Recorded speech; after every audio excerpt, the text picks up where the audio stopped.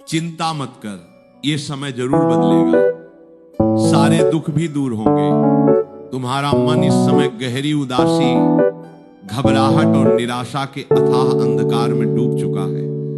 तुम्हारी आंखों की नींद उड़ गई है और हृदय में एक ऐसा अनजाना भय बैठ गया है जो तुम्हें भीतर ही भीतर खोखला कर रहा है। तुम्हें ऐसा प्रतीत हो रहा है जैसे तुम्हारे जीवन के सभी मार्ग हमेशा के लिए बंद हो गए हैं।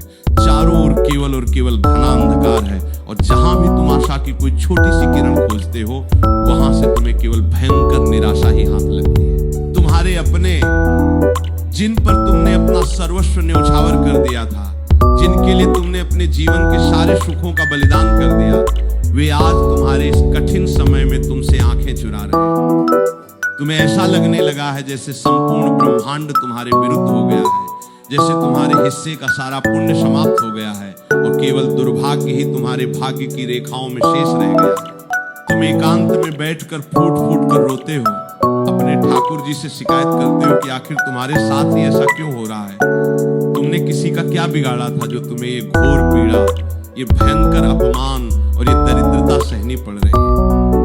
परंतु आज मैं तुम्हें ये बताने आया हूं कि अपने इन अमूल्य आंसुओं को पोंछ लो और अपने हृदय से इस भय और निराशा को सदा के लिए निकाल फेंको। जीवन में जब भी भयंकर विपत्ति आती है, जब भी बुरे दिन तुम्हारी परीक्षा लेने आते हैं, तो वे तुम्हें नष्ट करने नहीं आते, बल्कि वे तुम्हारे भीतर सोई हुई उस असीम शक्ति को जगाने आते हैं जिससे तुम अब तक पूरी तरह अपरिचित थे।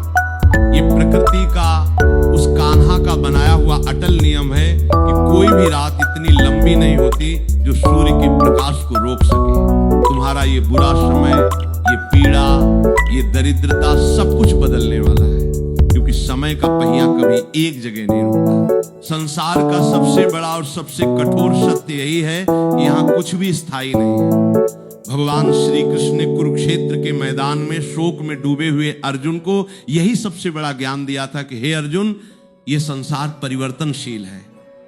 जैसे सर्दी के बाद गर्मी और रात के बाद दिन का आना निश्चित है, वैसे ही जीवन में सुख के बाद दुख और दुख के बाद सुख का आना प्रकृति का अटल नियम है।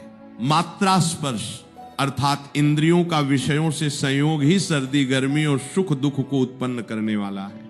ये आने जाने वाले हैं और अनित्य हैं। तुम अपने वर्तमान के इस दुख को अपना पूरा जीवन मान बैठे हो।